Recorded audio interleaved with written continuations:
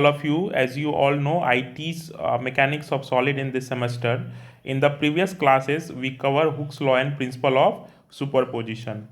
Okay तो हमने पिछले क्लास में इन दोनों को कवर कर लिया था। अब हमने कुछ न्यूमेरिकल्स शेयर किए थे वीसीएस प्लेटफॉर्म पे, तो उसे आप जाके पीडीएफ में उसे डाउनलोड कर सकते हैं।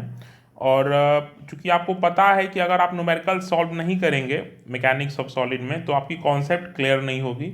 And from the exam point of view ना मतलब सिर्फ एसबीटी में ही नहीं बल्कि आप जो भी कॉम्पिटेटिव एग्ज़ाम देंगे वहाँ न्यूमेरिकल्स की एक अपनी अहमियत है मैकेनिक्स ऑफ सॉलिड में। तो आज हम लोग न्यूमेरिकल्स सॉल्व करेंगे based on Hooke's law and principle of superposition. तो आप दीजिए heading numericals on Hooke's law and principle of superposition.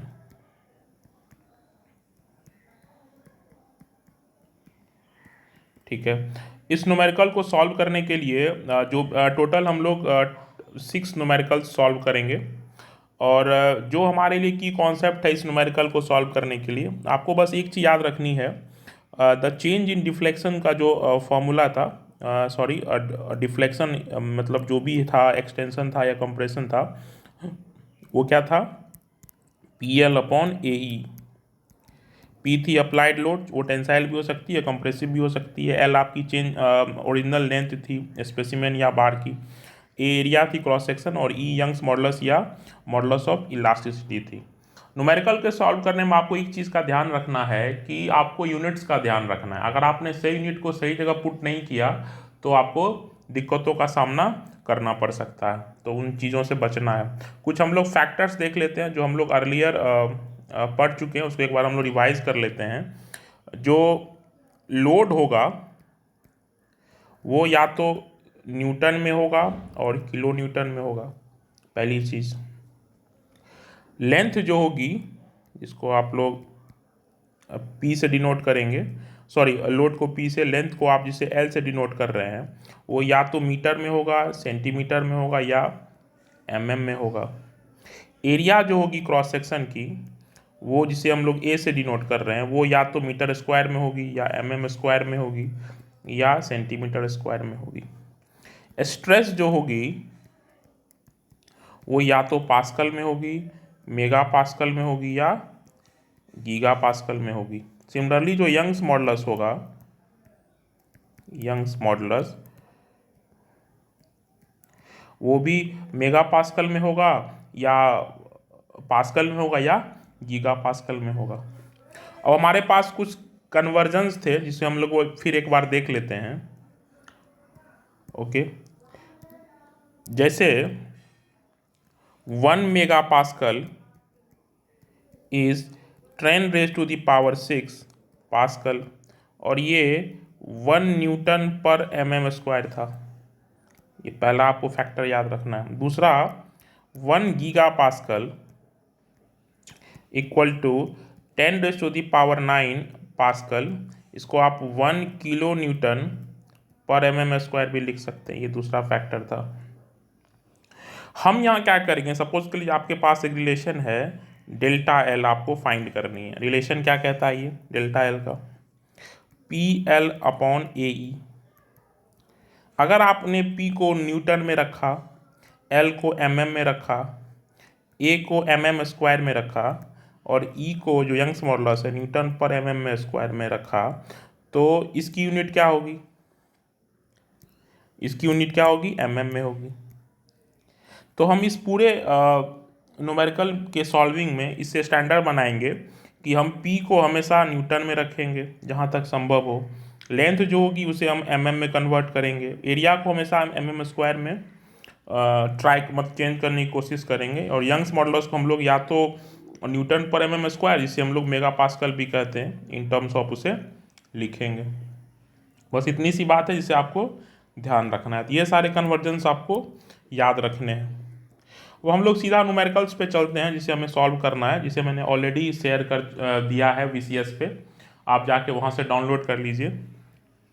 Okay, suppose कर लीजिए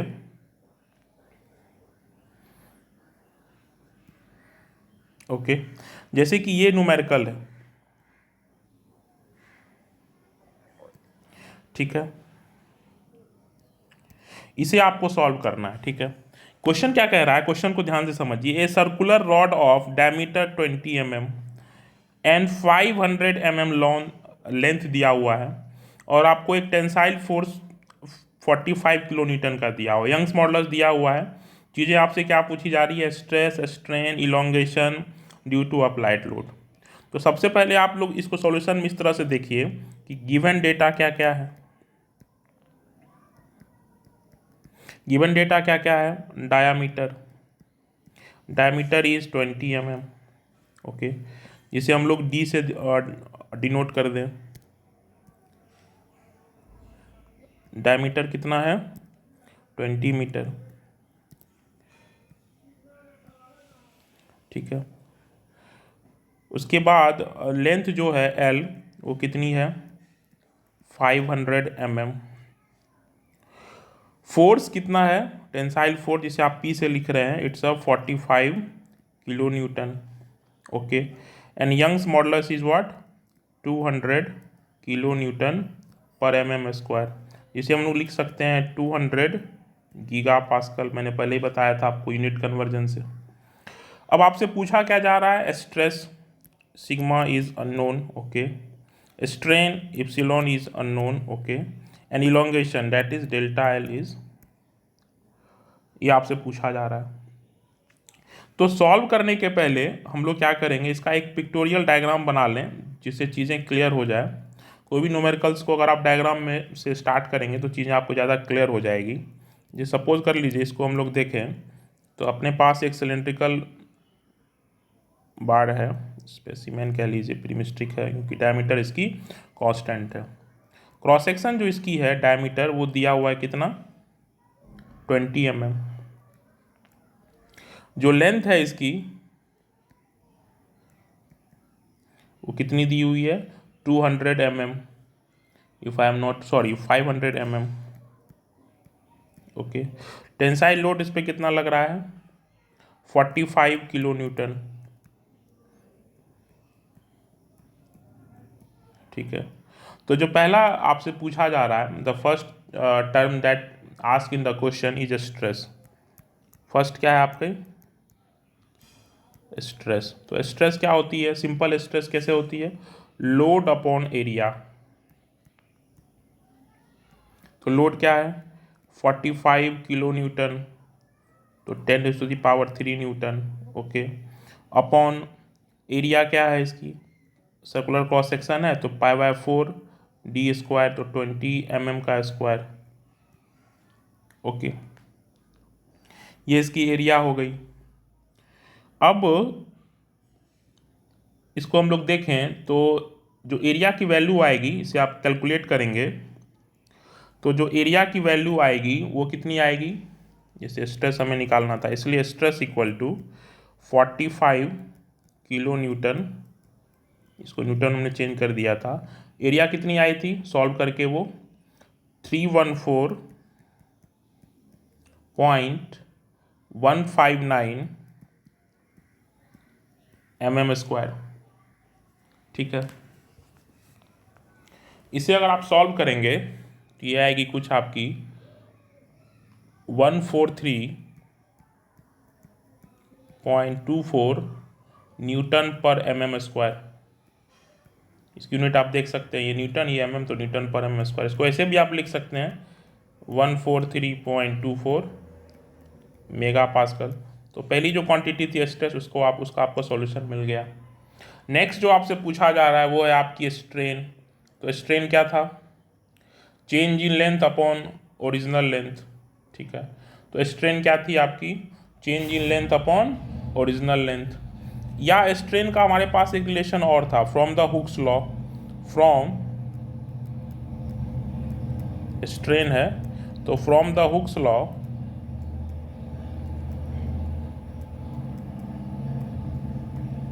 स्ट्रेन क्या थी, स्ट्रेस अपॉन यंग्स मॉडुलस।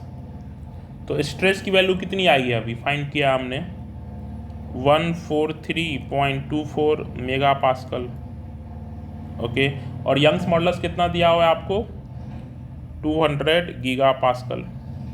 ठीक है, इसको आप ऐसे लिख सकते हैं 1.43.24 mega pascal upon 200 into 10⁻³ mega pascal.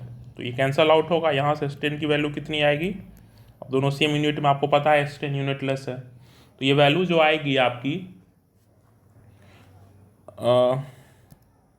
Solve करने के बाद 0.007162 ये स्ट्रेन आ गई।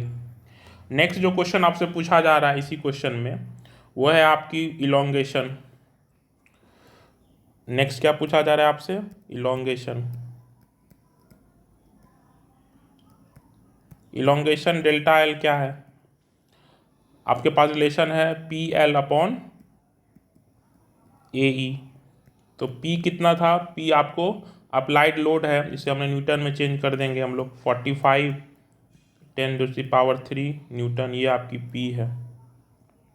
लेंथ है आपकी 500 mm, तो इसको हमने बोल दिया 500 mm, ये एल की वैल्यू है।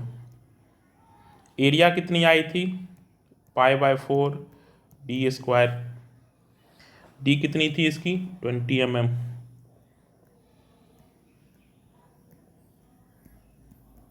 और यंग्स मॉडुलस की वैल्यू कितनी थी,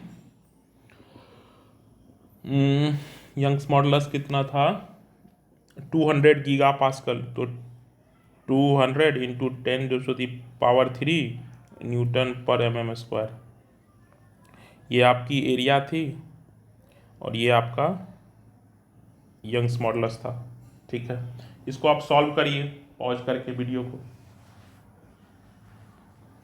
तो इसकी जो वैल्यू आएगी आपको, इसको अगर आप सॉल्व करेंगे यहाँ से पूरी कैलकुलेशन, तो ये वैल्यू तो आपको नोन है, जैसे हमने पिछले में फाइंड किया था। ये वैल्यू कितनी आई थी एरिया की 314.159 mm², ये आई थी एरिया की वैल्यू, इसकी कैलकुलेशन आई थी। इसे सॉल्व करेंगे, सिंपल कैलकुलेशन है, कुछ इसमें है नहीं, तो ये फाइनल वैल्यू जो आएगी आपकी वो 0.358 mm आएगी। ठीक है, तो इसको एक बार हम लोग देख लेते हैं फिर से स्टार्ट से। हमारे पास क्वेश्चन क्या था, ये सर्कुलर रॉड ऑफ डायमीटर इसकी नोन थी, लेंथ नोन था, लोड नोन है, तो आपसे सिंपल डिफिनेशन बेस्ड क्वेश्चन पूछे जा रहे हैं। सबसे पहले हमने क्या किया कि सारे डेटा को हमने गिवन कर लिया। ठीक है, उसके बाद हमने क्या किया कि इसका एक डायग्राम बना लिया, पिक्टोरियल डायग्राम, सारे चीज़ों को रिप्रेजेंट करते हुए। फिर हमने क्या किया कि जो भी फॉर्मूला बेस्ड चीज़ें थी उस फॉर्मूला को रिकॉल करके हमने इसको सॉल्व कर लिया bye maintaining the unit. Strain भी निकाल लिया हमने। फिर देखिए आप इलोंगेशन जो फाइनल था उसको हमने फाइंड कर लिया। ठीक है, अब हम लोग नेक्स्ट क्वेश्चन की तरफ बढ़ेंगे। देखते हैं नेक्स्ट क्वेश्चन क्या है। इसी पे बेस्ड है, थोड़ा सा एक्सटेंशन है उसमें कॉन्सेप्ट्स का, we will see in detail. Okay, जैसे इस क्वेश्चन को देखिए आप। ठीक है, एक सर्वेयर है, क्या काम होता है सर्वेयर का, सर्वेइंग करता है। ठीक है, आपने देखा होगा एक सर्वेयर, उसके पास एक 30 mm लॉन्ग का एक क्रॉस स्टील टेप है, लेंथ है उसकी, क्रॉस सेक्शन एरिया गिवन है। ओके, तो उसको इसी टेप से एक लाइन को मेजर करनी है, जिसकी जो मतलब मेजरमेंट है वो 150 मीटर है। ठीक है, अब होता है क्या, जब भी आप कोई इंस्ट्रूमेंट को होल्ड करते हैं तो उस पर आप कहीं ना कहीं एक एक्स्ट्रा प्रेशर या स्टाइलस फोर्स या प्रेशर लगा देते हैं। तो क्वेश्चन ने क्या किया है कि जितना लगना चाहिए फोर्स, उससे ज़्यादा आपने फोर्स 100 न्यूटन का अप्लाई कर दिया है at the time of measurement of this line. तो अब ये पूछ रहा है कि एक्चुअल लेंथ उसकी क्या होगी लाइन की, due to apply application of this 100 newton extra force. एक डेटा जो उसने गिवन कर रखी है, जो उसके पास स्टील टेप है, उसकी मॉडुलस ऑफ जो इलास्टिसिटी है या यंग्स मॉडुलस है वो 200 गीगा पास्कल है। ठीक है, अब इस क्वेश्चन को देखें फिर से, इसका हम लोग सॉल्यूशन देख लेते हैं। सॉल्यूशन की तरफ अगर हम बढ़ें तो गिवन डेटा है, तो सबसे पहले हम लोग एरिया फाइंड कर लेते हैं। एरिया में कौन सा, cross section of steel tape, ये कितना आया है, ये 15 इंटू 0.75, ये दोनों को हमने mm में ही रखा है, तो ये वैल्यू कितनी आ जाएगी, 11.25 mm²। लोड कितना दिया हुआ है, P अप्लाइड जो एक्स्ट्रा लोड है जो ड्यूरिंग द मेजरमेंट अप्लाई हो रहा है, P कितना है, 100 न्यूटन। ठीक है, लेंथ जो है स्टील टेप की वो 30 मीटर है। ठीक है, इसे आप mm में चेंज कर लीजिए, 30 इंटू 10⁻³ mm। क्यों, मैंने पहले ही बताया था कि जो सारा कन्वर्जन है आपको mm में रखना है, क्योंकि सारा डायमेंशन जो होती है, जो खासकर जो मेगा पास्कल का टर्म आता है उसमें न्यूटन पर mm² का कॉन्सेप्ट है, इसलिए लेंथ को आप हमेशा ट्राई करिए कि mm में रखें as far as possible. Okay, Young's modulus आपकी दी हुई है, यंग्स मॉडुलस जो है आपकी 200 किलो न्यूटन पर mm² है।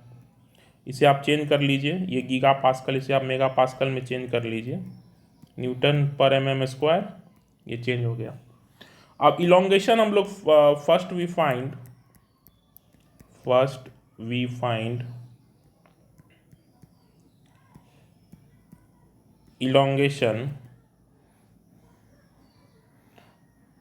elongation due to application of extra force at the time of measurement।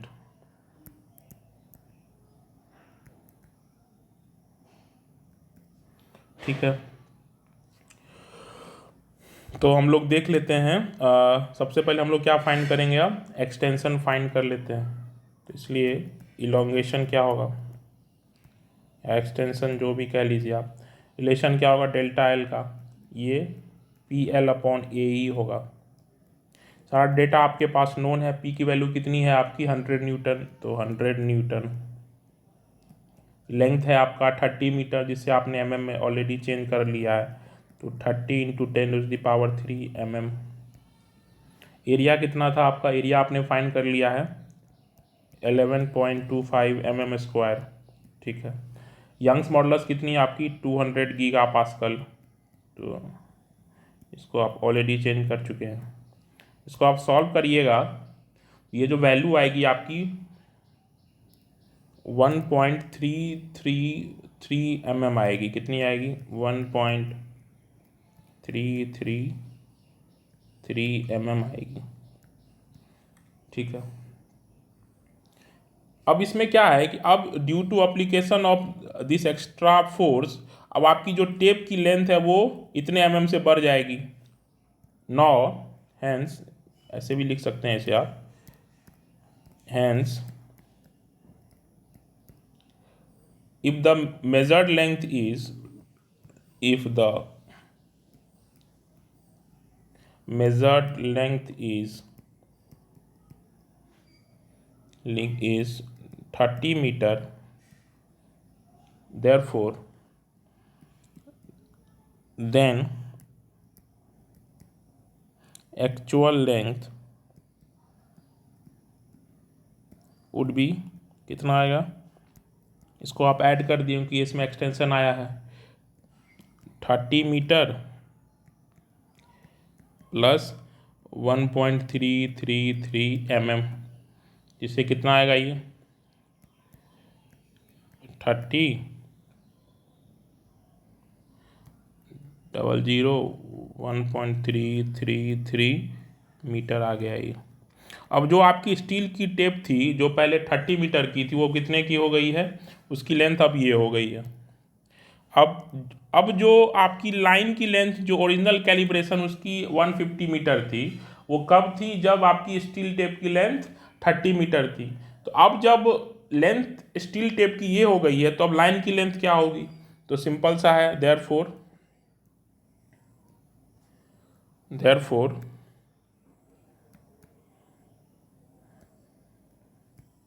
Actual length of line A B, actual length of line A B क्या आएगी, पहले 150 थी, कब थी, जब लेंथ 30 थी। अब जब 30 से कुछ इंक्रीज कर गई है, ठीक है, तो ये कितनी आएगी, इसको देख लीजिए आप, 1.150,00665 मीटर। क्या था क्वेश्चन में, अब इस क्वेश्चन को हम लोग फिर से रिकैप कर लेते हैं एक बार। एक सर्वेयर के पास एक टेप था जिसकी लेंथ 30 मीटर थी, क्रॉस सेक्शन एरिया गिवन था, लाइन की जो मेजरमेंट थी विद दिस टेप वो 150 मीटर है। अब जब इस मेजरमेंट को करने में जो सर्वेयर से क्या हो रहा है कि एक्स्ट्रा फोर्स 100 न्यूटन का लग जा रहा है। जो स्टैंडर्ड जब कैलिब्रेशन की गई थी तो वो फोर्स बिल्कुल नॉर्मलाइज, बिल्कुल स्टैंडर्ड फोर्स थी, एक ऑप्टिमम फोर्स लग रही थी, लेकिन चूंकि ये जो मेजरमेंट कर रहा है उससे during the process of measurement extra force लग रहा है। तो आपसे ये पूछ रहा है कि जिसकी लेंथ 150 मीटर थी at the time of calibration, अब उसकी लेंथ कितनी होगी। तो सबसे पहले हमने क्या किया कि due to application of this extra force उस स्टील टेप के लेंथ में कितना चेंज आया हमने उसको देख लिया। अब जब इस स्टील टेप की लेंथ ये हो गई, ठीक है, यहाँ एक मिस्टेक है शायद, करेक्शन कर लेते हैं हम लोग।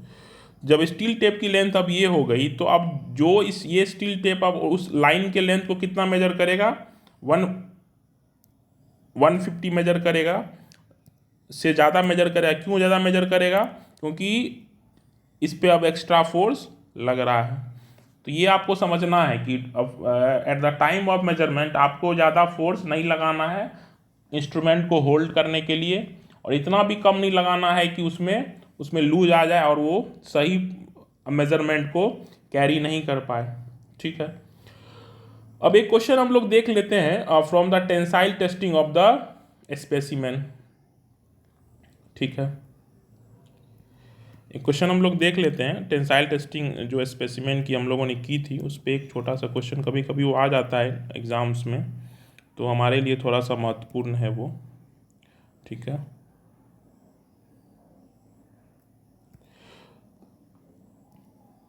ठीक है, अब ये क्वेश्चन देख लेते हैं। ए स्पेसिमेन ऑफ स्टील, डायमीटर दी हुई है, गेज लेंथ दिया हुआ है, आसान है, कुछ है नहीं इसमें। दो डेटा आपके लिए महत्वपूर्ण है कि it has an extension of 0.16 mm under a load of 80 kilo newton. ठीक है, and the load at elastic limit is, इसमें एक डेटा मिस हो गई है, आप इसको करेक्शन कर लीजिए। इलास्टिक लिमिट पे जो लोड है ये इसकी 160 किलो न्यूटन। ठीक है, and the maximum load is 180 kilo newton. Okay, अब आपसे पूछा जा रहा है the stress at elastic limit, Young's modulus, percentage elongation, percentage reduction in area and ultimate tensile stress. Okay, तो सबसे पहले हम लोग क्या कर लेंगे कि सॉल्यूशन की तरफ अगर हम लोग बढ़ें तो गिवन डायमीटर कितना है, given diameter is 25 mm। Okay, इसलिए एरिया क्या होगा, इसलिए एरिया इज π/4 डी स्क्वायर। तो ये कितना आएगा, 490.874 mm स्क्वायर। डी के बदले आप 25 पुट कर दीजिएगा तो ये एरिया आपको मिल जाएगा। तो पहला जो क्वेश्चन है आपका वो क्या पूछ रहा है, stress at elastic limit. First part is what, stress eight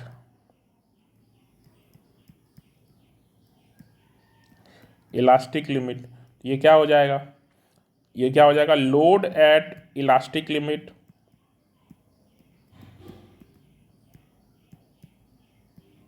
upon original cross section of area.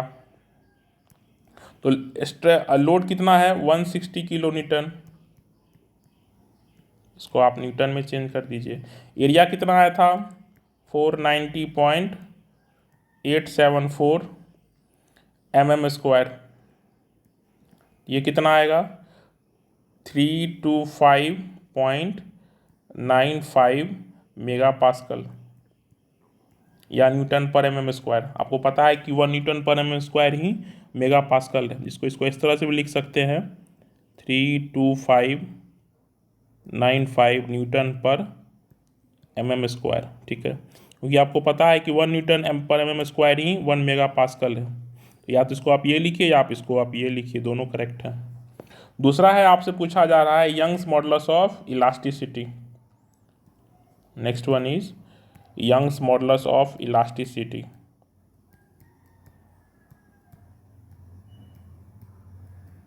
Young's modulus of elasticity.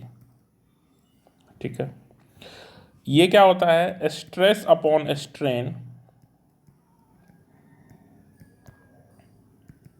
With in elastic limit. ये स्टेटमेंट याद रखिएगा, विद इन इलास्टिक लिमिट। ठीक है, तो स्ट्रेस, अब आपको एक इसने स्टेटमेंट दे रखा है, अगर आप इस न्यूमेरिकल को देखें कि it has an extension of 0.16 mm under a load of 80 kilo newton. ठीक है, इसका मतलब स्ट्रेस क्या होगी, मतलब 80 किलो न्यूटन के कोरस्पॉन्डिंग आपके पास स्ट्रेन दिया हुआ है। तो आप क्या करेंगे, स्ट्रेस यहाँ क्या होगी P अपॉन ए, स्ट्रेस हो गई। चेंज इन लेंथ क्या हो गई, strain delta L, sorry strain क्या होगी delta L upon original length. अब 80 किलो न्यूटन के कोरस्पॉन्डिंग आपको स्ट्रेन दिया हुआ है, तो आप क्या करेंगे, उसके कोरस्पॉन्डिंग आप इसको यंग्स मॉडुलस को फाइंड करेंगे। तो P कितना हो जाएगा, यहाँ पे P की वैल्यू कितनी हो जाएगी 80 किलो न्यूटन। एरिया आपको नोन है, एरिया कितनी थी 490.874 mm²। ठीक है, डेल्टा एल आपको दिया हुआ है, जो आपकी इलोंगेशन है वो 0.16 mm है। ठीक है, और गेज लेंथ आपको नोन है 200 mm। तो यहाँ से आपकी आ जाएगी यंग्स मॉडुलस, ये कुछ आएगी आपको 203.718 किलो न्यूटन पर mm², या इसी को हम लोग बोलते हैं 20.378 गीगा पास्कल। ठीक है, ये कब आएगी, अगर आप इसको थोड़ा सा देखें, ओके सॉल्व करके देखें, तो यहाँ से आप देखिए P कितना था 80 किलो न्यूटन, तो P की वैल्यू आपने रख दी, ये हो गया न्यूटन। ठीक है, एरिया नीचे आएगी, तो एरिया कितना था 490.874 mm² अपॉन डेल्टा एल कितनी आएगी इसकी 0.16 mm, और ये कितनी आएगी, ओरिजिनल लेंथ कितनी थी इसकी 200 mm। जिसको यहाँ से करिएगा, अगर इसको आप किलोमीटर में चेंज नहीं करेंगे तो ये डेटा आएगी आपकी 203.718 न्यूटन पर mm²। इसको किलोमीटर में आप चेंज कर देंगे तो 203.7.3 किलो न्यूटन पर mm²। इसे ही आप गीगा पास्कल बोलते हैं। तो इसको क्या बोल सकते हैं हम लोग 203.78 गीगा पास्कल। ओके, जो नेक्स्ट है आपका वो है आपकी परसेंटेज इलोंगेशन। तो इसमें परसेंटेज इलोंगेशन कितनी होगी,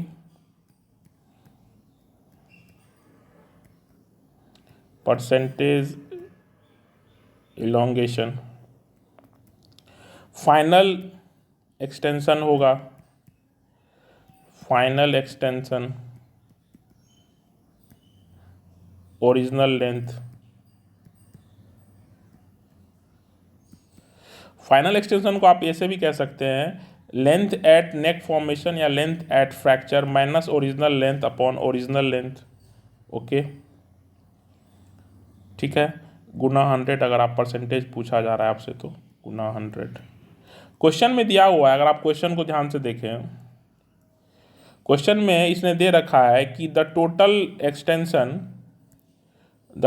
extension is 56 mm and the diameter at the neck is 18 mm। तो फैक्ट आपको एक्सटेंशन दिया हुआ है 56 mm, इसका मतलब उसकी फाइनल लेंथ कितनी है? उसकी जो फाइनल लेंथ है वो 256 mm है, ठीक है, क्योंकि ओरिजिनल लेंथ 200 mm थी।